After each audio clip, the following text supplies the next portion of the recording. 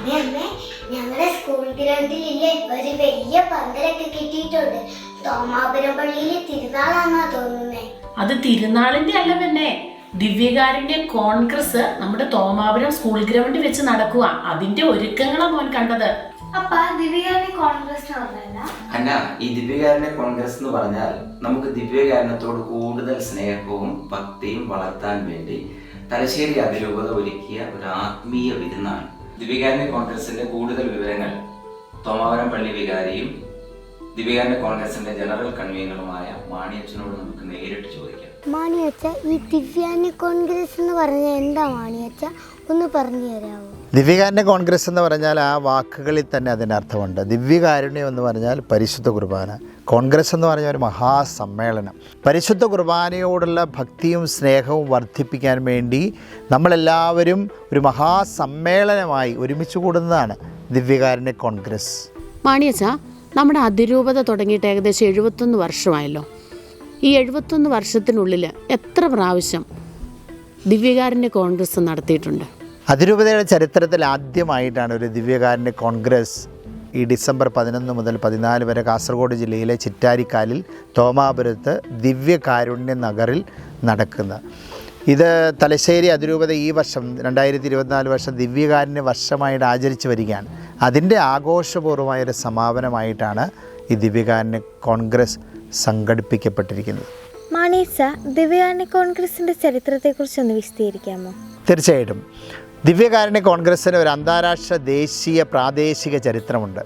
ആദ്യത്തെ ദിവ്യകാരുണ്യ കോൺഗ്രസ് നടന്നത് ഫ്രാൻസിലെ ലില്ലയിൽ 19-ാം നൂറ്റാണ്ടിലാണ്. 1881 എമിലി തമസ്യ എന്ന് പറഞ്ഞ ഒരു കത്തോലിക്ക സ്ത്രീയാണ് ഈ ആശയം മുന്നോട്ട് വെക്കുന്നത്. ദിവ്യകാരുണ്യത്തിലൂടെ ലോകത്തെ രക്ഷിക്കുക എന്നുള്ളതായിരുന്നു ഇതിൻ്റെ പ്രത്യേക പ്രമേയം. ലയോ 13 മാർപ്പാപ്പ ഈ ദിവ്യകാരുണ്യ കോൺഗ്രസ്സിന് അന്ന് അവിടെ കൂടിയിരുന്ന അഭിമന്യ പിതാക്കന്മാർക്ക്, വൈദികർക്ക്, വിശ്വാസി സമൂഹത്തിന് ഒരു ആശീർവാദ സന്ദേശം അയച്ചതോടുകൂടെ അത് ലോകപ്രശസ്തമായി. പിന്നീട് പയസ് 11 മാർപ്പാപ്പയാണ് ഇതിനെ ജനകീയവൽക്കരിച്ചത്. അദ്ദേഹത്തിൻ്റെ നിർദ്ദേശപ്രകാരം ഓരോ ഭൂഖണ്ഡത്തിലും മാറി മാറി 4 വർഷം കൂടുമ്പോൾ ദിവ്യകാരുണ്യ കോൺഗ്രസ്സുകൾ സംഘടിപ്പിക്കപ്പെട്ടു വരികയാണ്.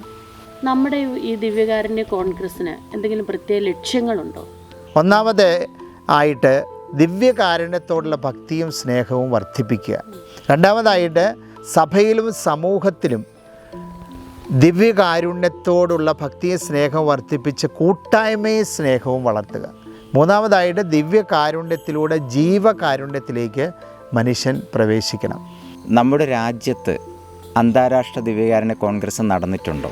ഭാരതത്തിൽ 1964 38ാമത് ദിവ്യകാരുണ്യ കോൺഗ്രസ് നടന്നിട്ടുണ്ട്. അത് ബോംബെയിൽ വെച്ചാണ്.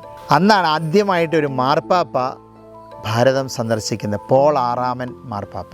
ഈ ദിവ്യകാരുണ്യ കോൺഗ്രസ് എന്ന ഈ വലിയ ആത്മീയ ഉത്സവത്തിന് വേണ്ടി നമ്മുടെ അതിരൂപതയിൽ എന്തൊക്കെ മുന്നൊരുക്കങ്ങളാണ് നമ്മൾ നടത്തിയിട്ടുള്ളത്?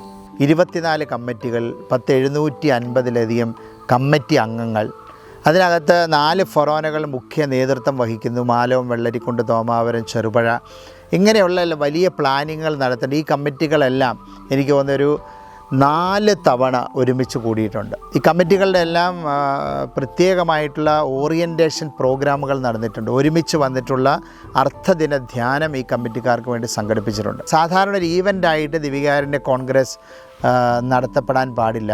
ഇതിന് സ്വർഗത്തിൻ്റെ ഇടപെടൽ ഉണ്ടാവണം, പരിശുദ്ധാത്മാവിൻ്റെ അഭിഷേകം ഉണ്ടാകണം, അത്ഭുതങ്ങൾ സംഭവിക്കണം, സൗഖ്യം സംഭവിക്കണം, ദൈവത്തിൻ്റെ ഇടപെടൽ ഉണ്ടാകണം എന്നുള്ള ചിന്തയും ബോധ്യത്തിൽ തന്നെ ഒത്തിരിയേറെ പ്രാർത്ഥനാ ഒരുക്കങ്ങൾ നടന്നിട്ടുണ്ട്. തോമാപുരം ദേവാലയത്തിൻ്റെ സമീപത്ത് ഒരു ദിവ്യകാരുണ്യ കൂടാരം നമ്മൾ ഒരുക്കിയതിൽ സെപ്റ്റംബർ 3 മുതൽ അഭിമന്യ പിതാവാണ് അതിനുവേണ്ടി പ്രത്യേകമായിട്ട് പരിശുദ്ധ കുർബാന വെക്കാൻ വേണ്ടി അൾത്താര അഭിഷേകം ചെയ്ത് 101 ദിവസത്തെ 13 മണിക്കൂർ ആരാധന നടന്നുകൊണ്ടിരിക്കുകയാണ്.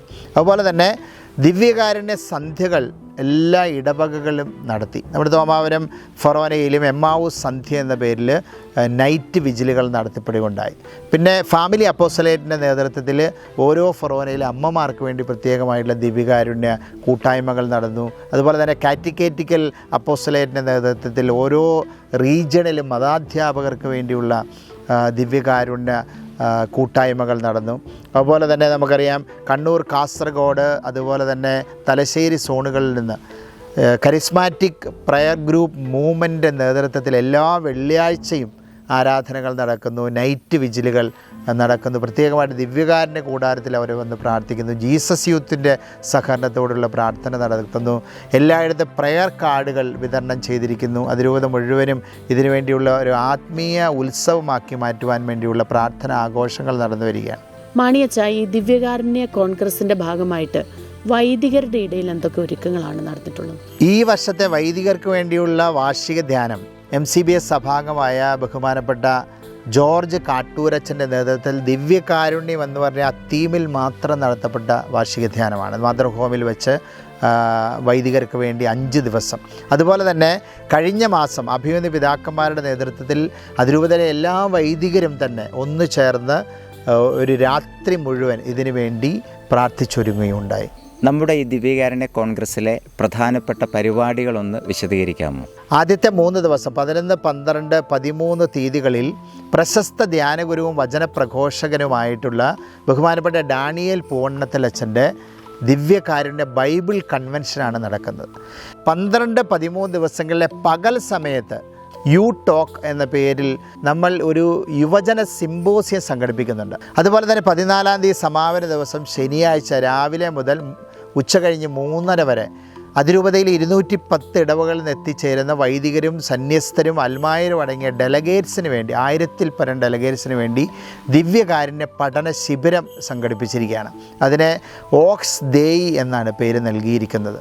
അതുപോലെ തന്നെ വൈകുന്നേരം ആകുമ്പോഴത്തേന് ആഘോഷമായ സമൂഹ ബലിയാണ്. അതിരൂപതയിലെ എല്ലാ വൈദികരും സന്യാസ വൈദികരെ അഭിമന്യ പിതാക്കന്മാരുടെ നേതൃത്വത്തിൽ ദിവ്യകാരുണ്യ നഗറിൽ ഒന്നു ചേർന്നുള്ള ആഘോഷമായ വിശുദ്ധ കുർബാന. ആ വിശുദ്ധ കുർബാനയ്ക്ക് ശേഷമാണ് നമുക്ക് ദിവ്യകാരുണ്യ എക്സിബിഷൻ്റെ ലൈവ് ഷോ ഉണ്ടാവും. ഈശോയുടെ മരണം, ഈശോയുടെ ഉത്ഥാനം തുടങ്ങിയവയെല്ലാം ലൈവായിട്ട് കാണിക്കും. അതുപോലെ തന്നെ നമ്മളൊരു 4 നൃത്തങ്ങളും ദിവ്യകാരുണ്യത്തിൻ്റെ തീമിനോടനുബന്ധിച്ച് ദിവ്യകാരുണ്യ നഗറിൻ്റെ ചുറ്റും ഉള്ള കൊച്ചു സ്റ്റേജുകളിൽ സംഘടിപ്പിച്ചിട്ടുണ്ട്. ദിവ്യകാരുണ്യ എക്സിബിഷനെ കുറിച്ച് പറയുമ്പോൾ ഈ 8-ാം തീയതി ഞായറാഴ്ച മുതൽ MCBS സഭയുടെ നേതൃത്വത്തിൽ നടത്തുന്ന എക്സിബിഷൻ സ്കൂൾ ഹാളിൽ നടന്നു തുടങ്ങിയാണ് ചെയ്യുന്നത്. ദിവ്യകാരുണ്യ പ്രദക്ഷിണത്തിൻ്റെ പ്രത്യേകതകൾ എന്തൊക്കെയാണെന്ന് പറഞ്ഞു തരാമോ? ഈ ആഘോഷമായ വിശുദ്ധ കുർബാനയും ദിവ്യകാരുണ്യ എക്സിബിഷൻ ലൈവ് ഷോയും കഴിഞ്ഞാൽ ഉടനെ ദിവ്യകാരുണ്യ പ്രദക്ഷിണം ഇറങ്ങുകയാണ്. അത് വളരെ മനോഹരമായിട്ട് ചിട്ടപ്പെടുത്തിയിരിക്കുന്ന പ്രദർശനമാണ്. ചിറ്റാരിക്കാൽ തോമാപുരം ടൗണിലാണ് നടക്കുന്നത്. ഏറ്റവും മുന്നിലായതിൻ്റെ ബാനർ, അതിൻ്റെ പിന്നിലായിട്ട് പല തലങ്ങളിലായിട്ട് 1500 ആദ്യ കുർബാന സ്വീകരിച്ച ആൺകുട്ടികളും പെൺകുട്ടികളും അവരുടെ പ്രത്യേക വേഷത്തിൽ അണിനിരക്കും. അവരുടെ കരങ്ങളിൽ പുഷ്പതാലങ്ങളും ദീപവും ഉണ്ടാവും. അന്നേരം ഒരു ഘട്ടം ഈ ആദ്യ കുർബാന സ്വീകരിച്ച കുട്ടികൾ കഴിഞ്ഞാൽ ഉടനെ 75ഓളം പേർ അൾത്താര ബാലന്മാർ കൈമണികളുമായിട്ട് അതിൻ്റെ പിന്നിൽ അണിനിരക്കും. അടുത്ത ലെയർ ആദ്യ കുർബാന സ്വീകരിച്ച കുട്ടികൾ കഴിഞ്ഞാൽ ഉടനെ തന്നെ ദീപശിഖകൾ 75 അൾത്താരമാരന്മാർ വഹിക്കും.